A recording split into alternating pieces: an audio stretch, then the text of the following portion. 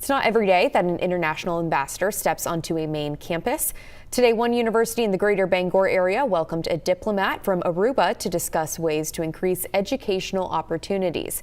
News Center Maine's Brianna Bush has more.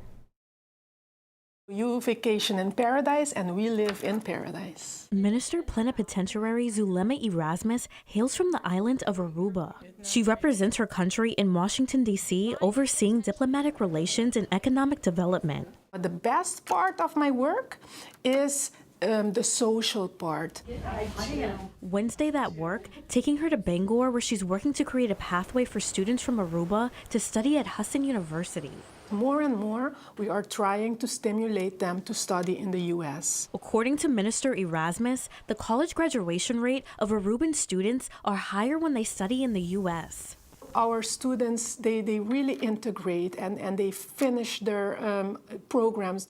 That's why it was important for Bangor Economic Development Officer Bishita Hernandez-Smith, who has roots in Aruba, to bring this partnership to life. It's important that we look at opportunities to attract people from other places, other countries, and to also bridge relationships with our universities. Husson University is home to close to 100 international students from over 35 countries, and now leaders are hoping to grow that number even more. Our international students and this international population here in Bangor is having an impact and a footprint. The university is currently working to form a memorandum of understanding with Aruba to recruit students. We have a cooperation on table that will be signed by the Minister of Education of Aruba. That agreement will allow for Husson University to recruit students in Aruba and for students from the U.S. to do research in the island nation. It's win-win. We can use those results, and the students at Husson get in practice hands-on experience. It just brings such robust diversity.